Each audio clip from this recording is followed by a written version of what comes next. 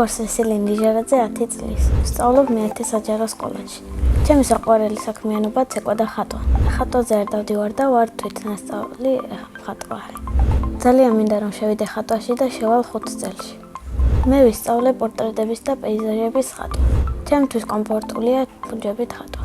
ჩემი საყვარელი ფერი არის იასამნისფერი და არ მიყვარს შავი. იმიტომ რომ შავი ნახატებს აფუჭებს. ვიცი ბევრი რამის ხატვა, მაგრამ მინდა ვისწავლო ეკლესიის ხატვა. დავხატე, მაგრამ მინდა მაგაზე უკეთესად დავხატო.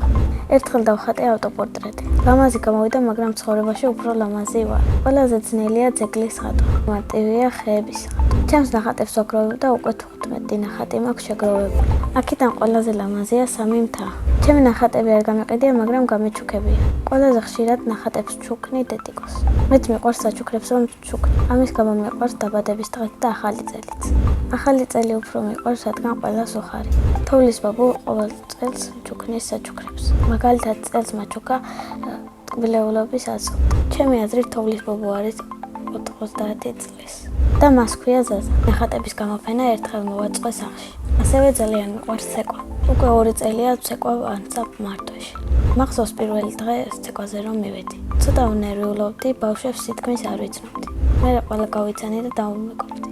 ცეკვაში რთულია ახალი ილეთების სწავლა. მარტივია კონცერტზე გასვლა. მე უკვე მქონდა 2 კონცერტი. აქედან უფრო მომეწონა პირველი. იმიტომ რომ პირველად გავედი კონცერტზე და სხვანაირი გრძნობა მქონდა. კონცერტზე მინდა ჩემმა ძმებმა ყვავილები მაჩუქონ. შემდეგ კონცერტი მინდა იყოს პარიზში.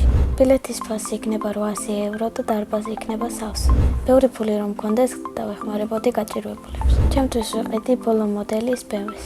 ჩემი ცეკვის მასწავლებლებია დარო და დათო სირაბიძეები. დათო მასწავლებელი არის ჭკვიანი და სამართლიანი. დარო მასწავლებელი არის მხიარული და ლამაზი. ჩემი აზრით დარო მასწავლებელი ცოტათი უფრო კარგად ცეკვავს. ჩემი საყვარელი ცეკვაა მთიულური.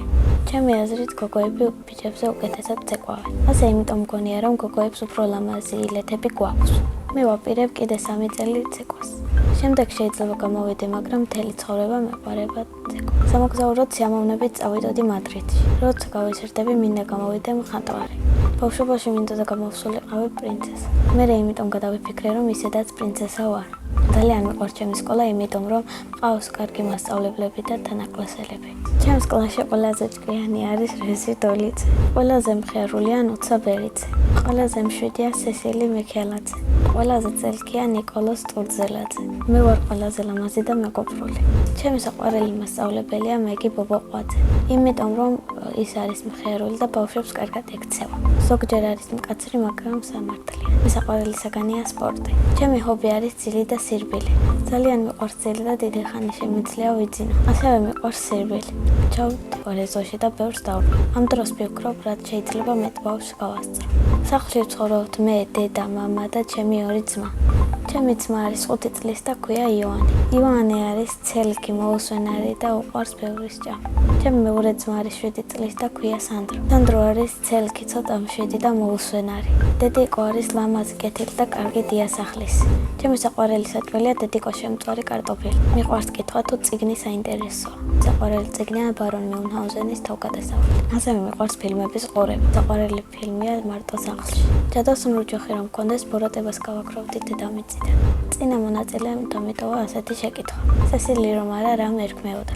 სესილი დამარქვა დედიკომ და ჩემი სახელი ძალიან მომწონს. მაგრამ სესილი რომ არა, მე მერქმეოდა ანასტასია. შემდეგ მონაწილეს ვუტოვებ ასეთ შეკითხვას. ვინ არის მისი საყვარელი მწერალი? მაგალითად, ჩემი საყვარელი მწერალია ვაჟა ფშაველა. ბედნიერება არის კარგ ნახატს რომ დავხატავ და დედიკოს ჩახუტება. მე ვარ ბედნიერი ადამიანი.